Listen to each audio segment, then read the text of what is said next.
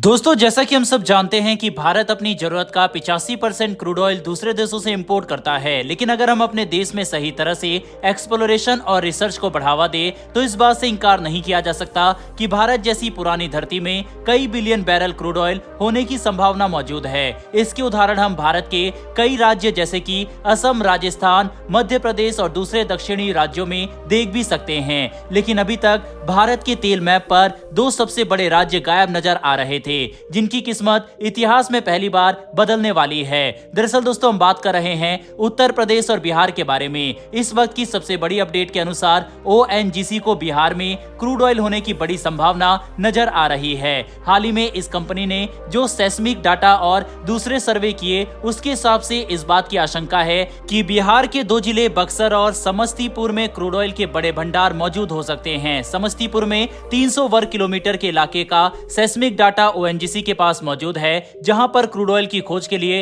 इस साल 2 crude Wales drill किए जाने वाले हैं, जिनकी लागत 30 से 35 करोड़ रुपए की होगी। जबकि 2024 में सिर्फ समस्तीपुर में मौजूद क्रूड ऑयल ब्लॉक में ही रिसर्च की जाएगी। और जब यहां पर हमें कोई बड़ी सफलता या बड़ी संख्या में क्रूड ऑयल मिलता है, तभी हम बक्सर की तरफ रिसर्च को बढ़ावा देंगे। यानी कि ओएनजीसी भारत में क्रूड ऑयल को खोजने के लिए काफी सही गति से काम कर रही है। बता दें कि बिहार में क्रूड ऑयल को ढूंढने की शुरुआत मई 2022 में की गई थी। इसके बाद आखिरकार अब जमीन पर एक्शन होता नजर आ रहा है। दोस्तों, अगर बिहार और उत्तर प्रदेश जैसे क्षेत्रों में हमें क्रूड ऑयल के बड़े भंडार मिले तो इससे न सिर्फ देश की अर्थव्यवस्था को पंख लग जाएंगे, बल्कि उत्तर प्रदेश और बिहार में जमीनी स्तर पर डेवलपमेंट भी आसमान छूना शुरू कर देगा। पर उत्तर प्रदेश और बिहार में रिसर्च के दौरान ओएनजीसी को एक बड़ी समस्या जमीन अधिग्रहण की सामने आ रही है, क्योंकि बलिया जैसे जिले में छोटी सी जमीन के लिए भी कई सारे मालिकों से बात करनी पड़ रही है। इससे रिसर्च एक्टिविटी और जमीन अधिग्रहण में अधिक समय लगेगा, जो हमारे क्रूड ऑयल एक्सप्लोरेशन प्रोग्राम के लिए नुकसानदायक है। लेकिन इस समस्या से निपटने के लिए सरकार नई पॉलिसी पर काम कर रही है, जिससे आने वाले समय में जमीन अधिग्रहण को आसान बनाया जा सके।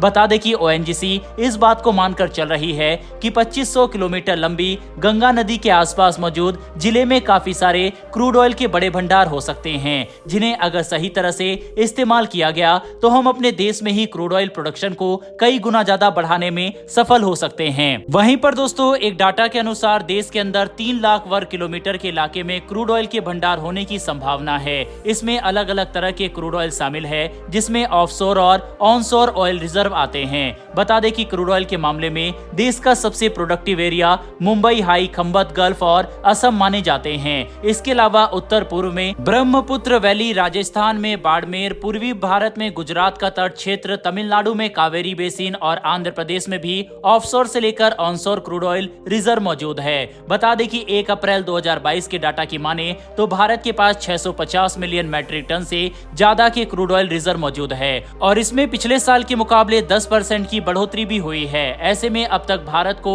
और भी कई बड़े रिजर्व मिले हैं, जिसकी वजह से भारत का क्रूड ऑयल रिजर्व तेजी से बढ़ रहा है। भारत को अरब सागर और असम के क्षेत्र में बड़ी सफलता मिली, जिसमें भारत के पास जितने भी क्रूड ऑयल रिजर्व मौजूद है, उनमें 27% अकेले असम के पास है, जबकि 37% रिजर्व भारत के पूर्वी तटों पर मौजूद है। इतना ही नहीं, बल्कि जहां एक तरफ भारत के अंदर क्रूड ऑयल रिजर्व एक्सप्लोर करने के लिए ओएनजीसी तेजी से काम कर रही है, तो वहीं दूसरी तरफ ओएनजीसी की विदेशी शाखा भारत के बाहर मौजूद क्रूड ऑयल रिजर्व की भी तलाश में लगी है, ताकि हम दुनिया के पास मौजूद तेल रिजर्व के पोटेंशियल का फायदा अपने और उनके आर्थिक विकास के लिए कर सके। बता दें कि वियतनाम के दक्षिण चीन सागर में मौजूद एक बड़े क्रूड ऑयल ब्लॉक में भारत ने 45% की हिस्सेदारी खरीदी है, जो इलाका 7000 वर्ग किलोमीटर से ज्यादा में फैला है। साथ ही इस समुद्री क्षेत्र की गहराई 200 मीटर से लेकर 2000 मीटर तक की है, जहां पर ओएनजीसी विदेश लिमिटेड क्रूड ऑयल की तलाश पिछले 16 सालों से कर रही है।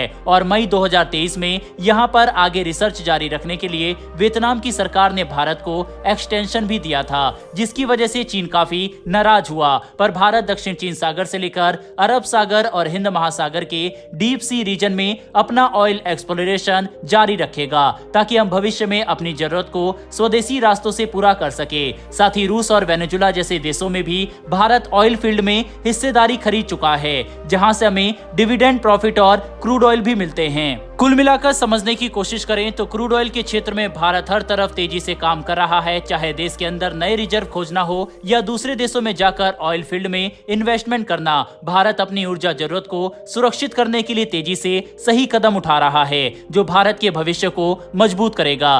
बहरहाल दोस्तों, इस वीडियो में इतना ही, लेकिन बिहार के अंदर पाए गए बड़े ऑयल रिजर्व के लिए कमेंट बॉक्स में एक जय हिंद जरूर लिखिएगा। साथ ही दोस्तों, अगर आपको ये इन्फॉर्मेशन और वीडियो पसंद आई हो तो वीडियो को लाइक करके हमारी आने वाली डेली वर्ल्ड अफेयर से जुड़ी ऐसी वीडियो के लिए चैनल को सब्सक्राइब कर बेल नोटिफिकेशन अवश्य दबा लें। फिर मिलेंगे ऐसी एक नई वीडियो के साथ। धन्यवाद। जय हिंद।